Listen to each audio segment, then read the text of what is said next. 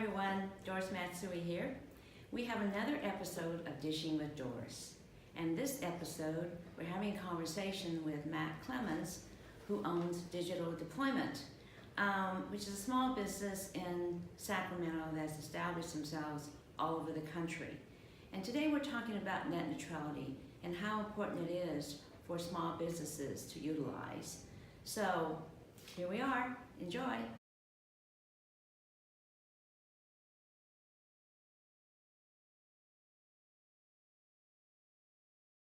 I have with me Matt Clemmens, who is somebody I've met through small business activities and also activities around technology and net neutrality. So we're going to be talking about that more. And I really want Matt to kind of talk about what he's doing, particularly as it is about how important net neutrality is, particularly as it applies to small business and why it's so important, because you have a growing business here. Yeah. And it's really important and Sacramento is a place where small business is really thriving. So tell me more about what you're doing and why net neutrality is so important as a policy. And we're now obviously fighting to keep it. Yes. So you might want to talk about that too. And thank you so much for your hard work. I think the first time I officially met you in your office is when I printed out a Fight for the Future poster, and I did a tweet of myself, and one of your staff members came out and said, "Oh, you're here to help support net neutrality. Let's get you connected with a congresswoman." And you've been so accessible and helpful to us, so thank you for all that you do. Thank you. Net neutrality's been a really important thing for small business. Net neutrality is the equalizer, and it's the time-honored concept that ensures that all of the traffic on the internet is treated equally. We've always had this right, but recently there's been this movement by large internet service providers to have people pay to go fast instead of just giving it away and letting everybody be delivered as fast as possible. Sure. So obviously we're very concerned about this. And when I started my business in college, I started it when I was 20 years old as a way to pay my way through school.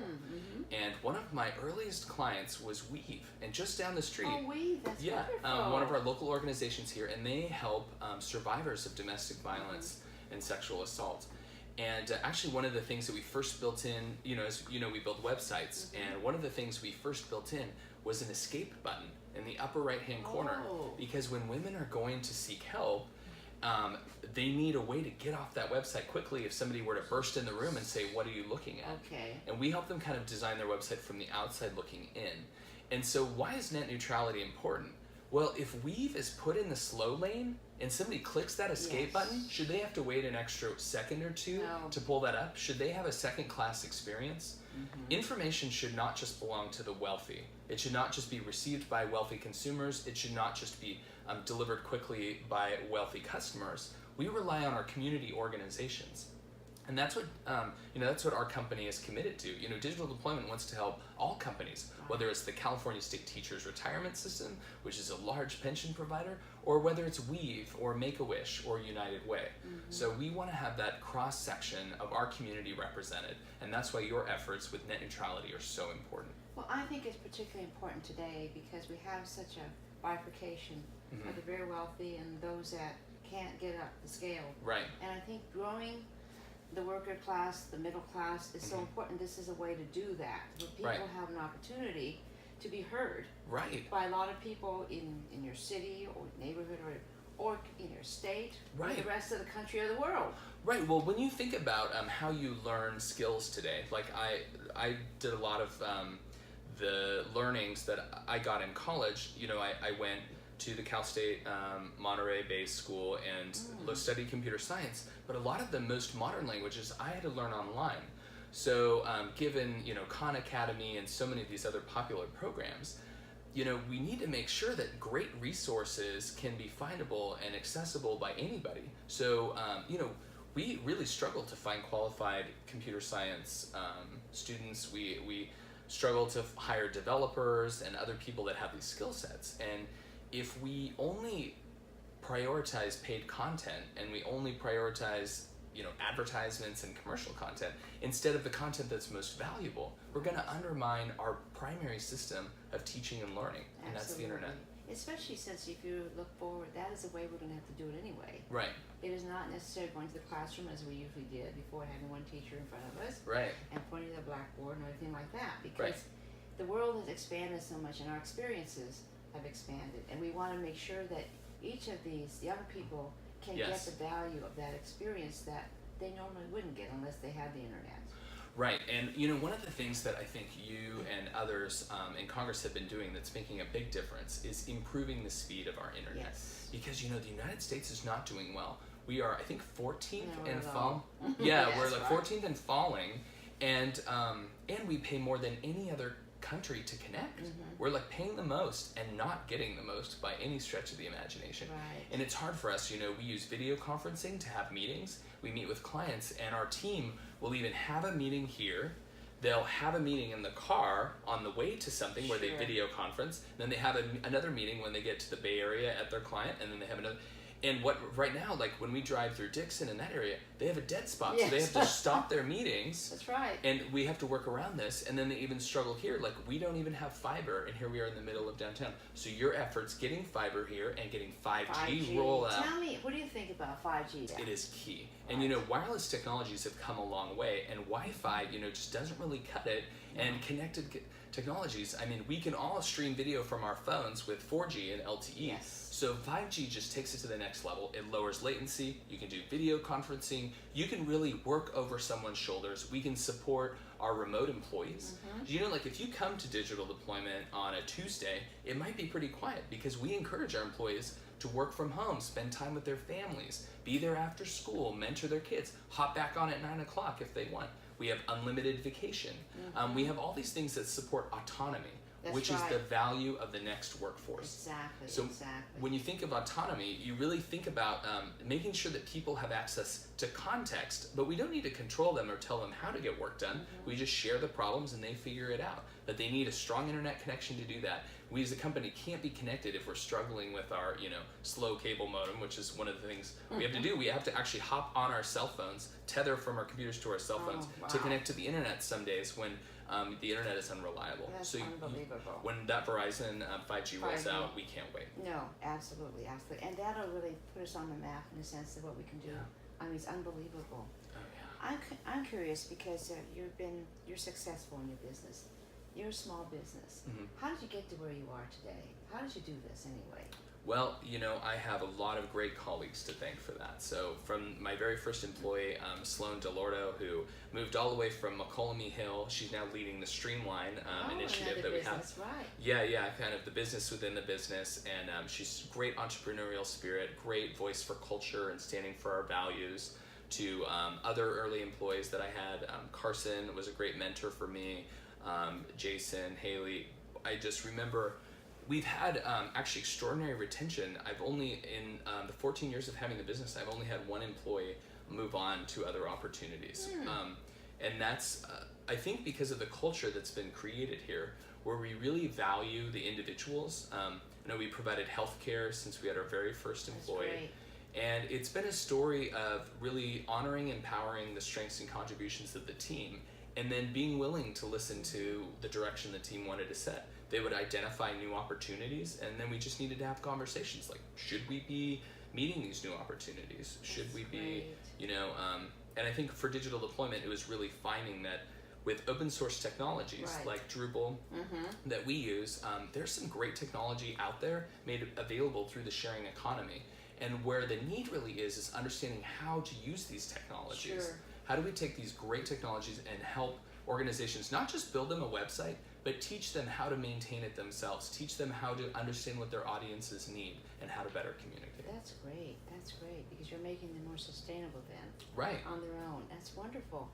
Well, I've seen you around town, and I know that you've been very good about giving back to the community. And I think you also understand, as I see you around, understand the value of art.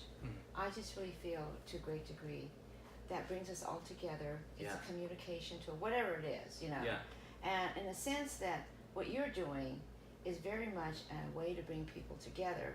And I know you give back an awful lot. Tell me what you feel exciting about. You're a philanthropist, which you are, and I think that's really very important to talk about. Yes, and I think that is really at the heart of the passion. I mean, you mentioned so many things that I love. You mentioned art, you mentioned bringing people together. And one of the really fun things that I did a couple of years ago with some of my friends in San Francisco is we started this organization called Reason to Party. We actually formed it as a nonprofit, and what we did at that time, because it was during the recession in 2008, 2009, is that we got free like hotel space and other things, and we'd throw these parties. We'd get alcohol donated, music donated, and we would throw these parties, and everyone would pay $30, all you could eat and drink, and which is quite popular among the 20-somethings. And we got to, like, other entrepreneurs got to meet other entrepreneurs, and then all of the money from that would all go to a nonprofit. So we actually expanded that out here, and we started Reason to Party Sacramento. This is about 6 years ago.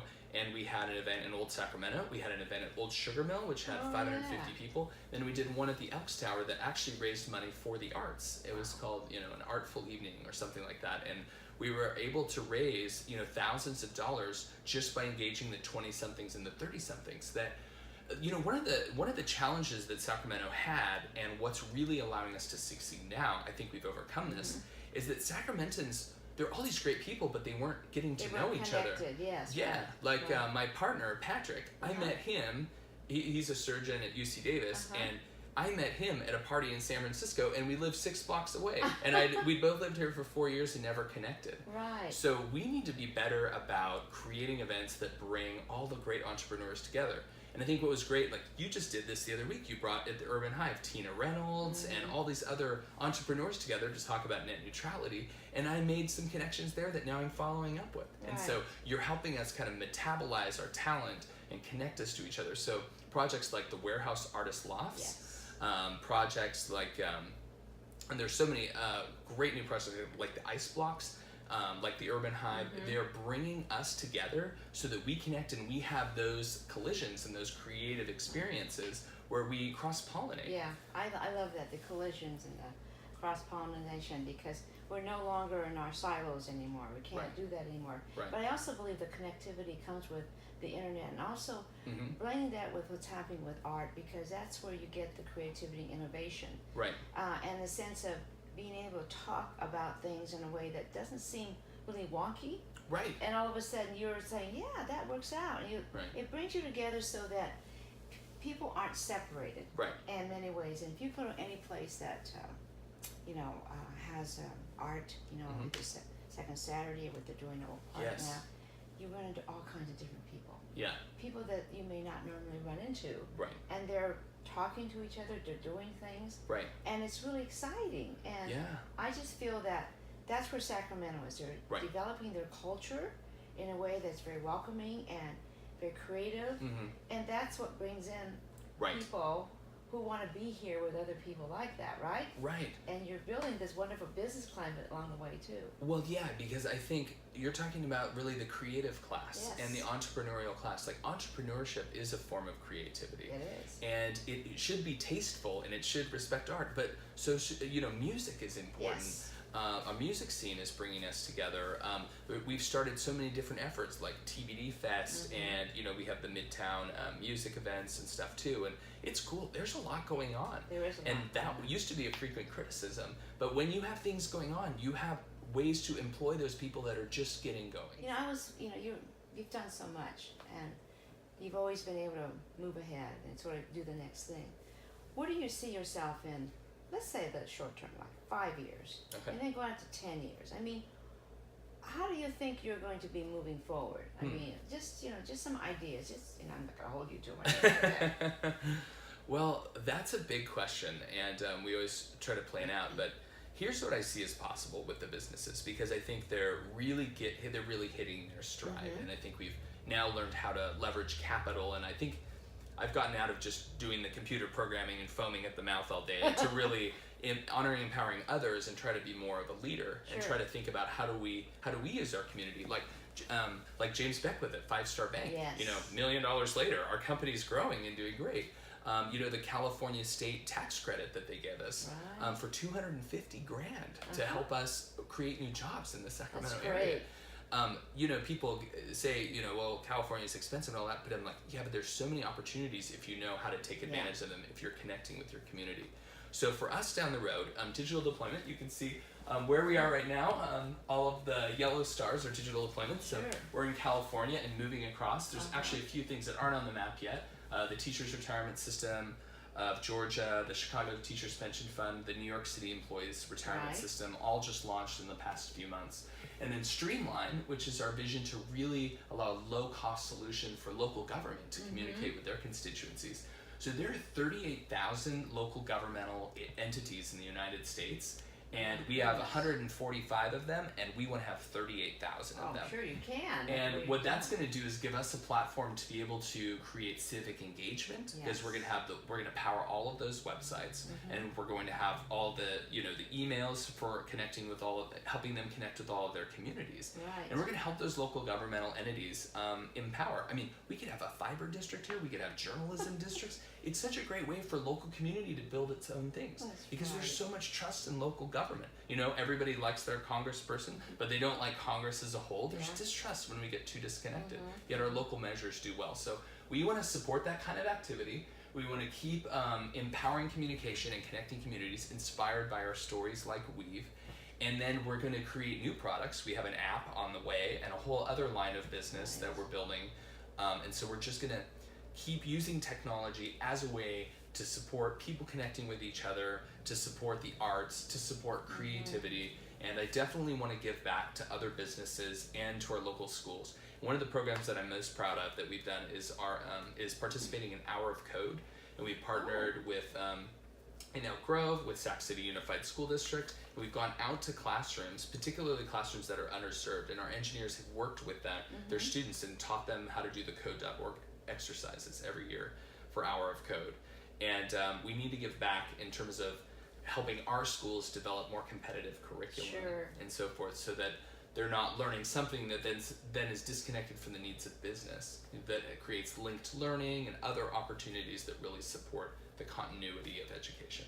Well, I think you're doing a fabulous job, because what I see you're doing at the local level is strengthening the connectivity and the community building. And that leads to more of a respect for institutions and how important it is Right. to get around institutions and, make them better in Right. essence too, and utilize them in a very positive sense. Right. So I just feel like what you have done, the small business, and also the connectivity of using the internet and understanding how much power you have doing that. I just feel that, what you're going to be doing in 20 years is going to be unbelievable. And I know we won't know yet, but I see you on a great track. And Well, I just thank you. Thank you so much for having this conversation with me.